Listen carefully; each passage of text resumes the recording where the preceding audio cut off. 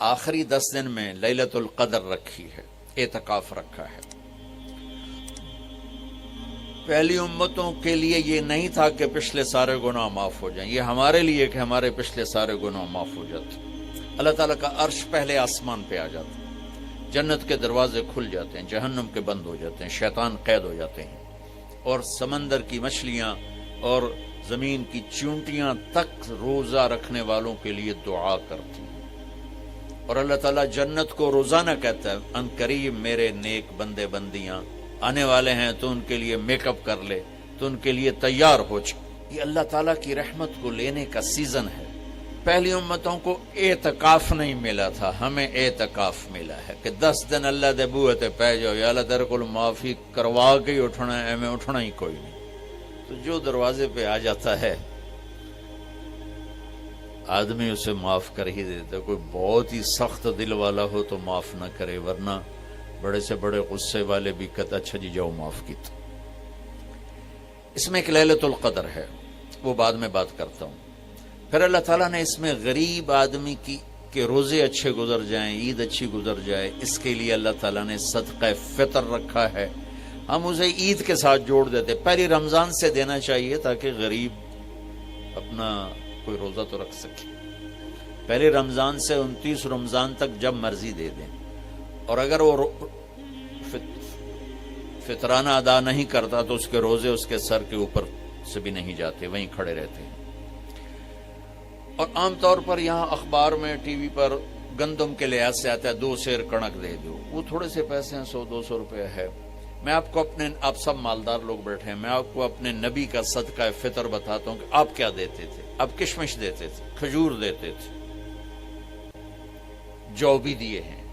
تو کشمش 3 کلو، بازار میں 3.5 کلو، بازار میں جا کے پوچھیں جو سب سے اچھی کشمش ہو، یا پھر درمیانی، گھٹیا نہیں درمیانی اور سب سے اچھی، پتہ کرے وہ کتنی ہے، 1000 روپے کلو ہے، 1500 روپے کلو ہے۔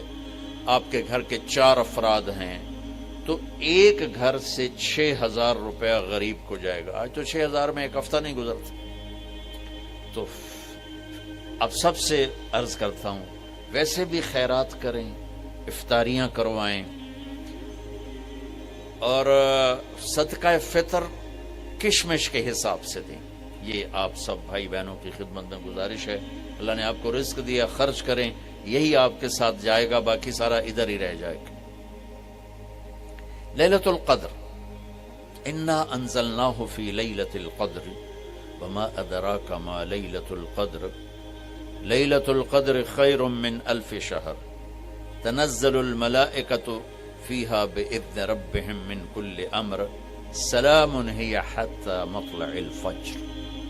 ہم نے قرآن کو لیلۃ القدر میں اتارا، تمہیں کیا خبر کہ لیلۃ القدر کیا ہے؟ لیلۃ القدر 1000 مہینوں سے بہتر ہے۔ اس میں فرشتے اترتے ہیں اور یہ صبح تک رہتی ہے۔ لفظ قدر عربی میں اس کا ایک مطلب ہے قیمت۔ سبحان اللہ۔ تو اللہ نے کہا میں تمہیں بتاؤں، آپ سب تاجر بیٹھے ہو، لیلۃ القدر کی قیمت کیا ہے؟ 1000 مہینوں سے بہتر ہے، 1000 مہینوں سے بہتر ہے۔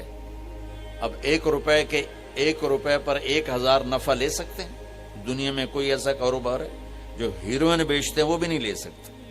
اور میرا اللہ کہہ رہا ہے 1 رات 1000 مہینے، یعنی کوئی 82-83 سال۔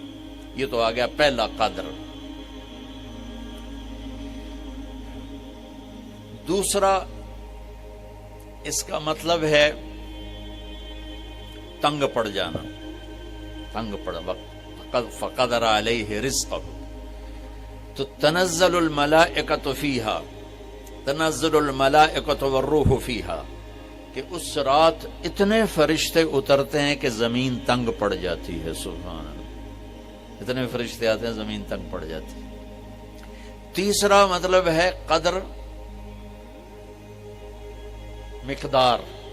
مقدار کو، تو اللہ تعالیٰ نے اس کا آخری مطلب بھی بتایا، سلام ہی حتی مطلع الفجر، کہ یہ فجر کی نماز تک، فجر کی اذان تک یہ رہتی ہے۔ 3 مطلب ہیں قدر کے، تینوں اللہ نے قرآن میں کور کیے۔ قیمت کیا ہے؟ 1000 مہینوں سے بہتر۔ تنگی کیا ہے؟ فرشتوں سے زمین بھر جاتی ہے۔ مقدار کیا ہے؟ صبح صادق۔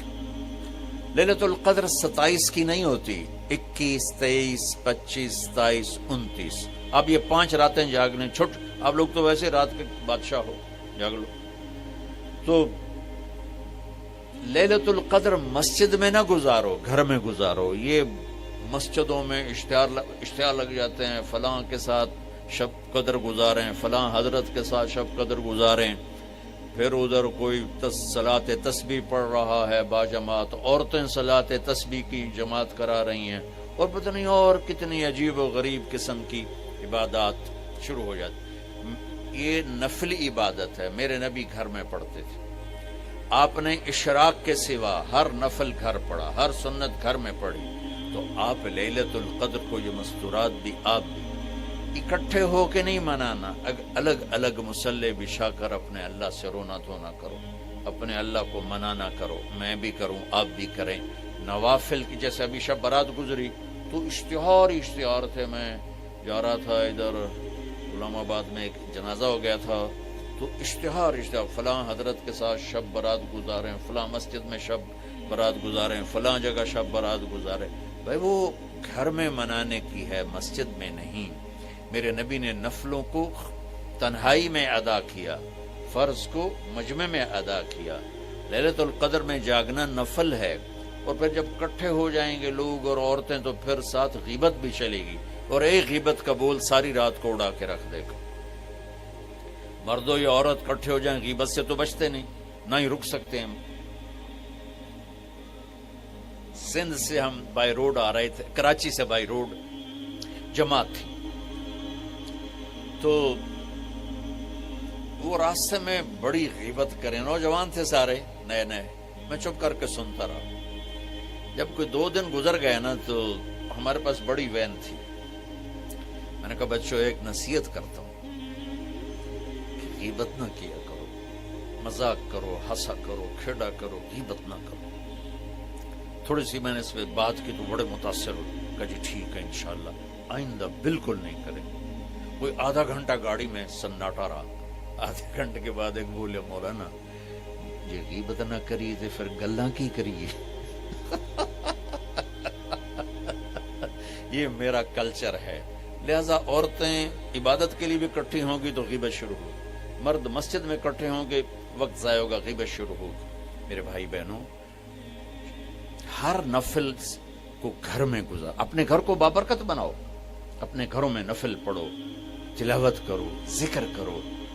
صرف اشراق کے نفل میرے نبی مسجد میں پڑھتے تھے 2 رکعت، باقی ہر نفل آپ نے مسجد میں ادا کی۔ تو یہ چند چیزیں رمضان کے متعلق میں نے عرض کی ہیں۔ اب ایک بڑی اہم بات میں آپ کے سامنے عرض کرنا چاہتا ہوں، رمضان کی دولت کس سے ملے گی، رمضان کی برکات کس سے ملیں گی، اور کون محروم ہو جائے گا؟ آپ نے فرمایا 4 آدمی ایسے ہیں جن کی رمضان اور شب قدر میں بھی بخشش نہیں ہوتی، بس اس سے ہم اپنے آپ کو بچا لیں۔ کون ہے یا رسول اللہ؟ آپ نے کہا مدمن خمر، شراب کا عادی، کبھی کوئی پی لے توبہ کر لے، میں اس کی اجازت نہیں دے رہا ہوں، مدمن کا لفظ ہے جو روزانہ شراب پیتا ہے، اس کی رمضان میں بخشش نہیں۔ عاق لوالدیہ، جو ماں باپ کا نافرمان ہے، اس کی بخشش نہیں۔ قاطع الرحم، رشتہ داروں سے لڑنے والا، اس کی بخشش نہیں۔ المشاحن، دل میں بغض رکھنے والا، اس کی بخشش نہیں۔ ہر وہ چیز جو میرے آپ کے لیے نقصان دے اللہ نے حرام کر دی، ہر وہ چیز جو میرے آپ کے لیے مفید ہے اللہ نے حلال کر دی۔ سود حرام کر دیا، ہماری پاکستان کی معیشت نہیں پوری دنیا کی معیشت ڈوبی پڑی، سارے ملک قرضوں پہ چل رہے ہیں، سود نے پوری دنیا کو تباہ کر دیا۔ تو میرے اللہ تعالیٰ نے، آپ دیکھتے نہیں، میرا اللہ کہتا ہے فَأَذَنُوا بِحَرْبٍ مِّنَ اللَّهِ وَرَسُولِهِ، اگر سود نہیں چھوڑو گے تو میرے اور میرے رسول مل کر تمہارے خلاف جنگ کریں۔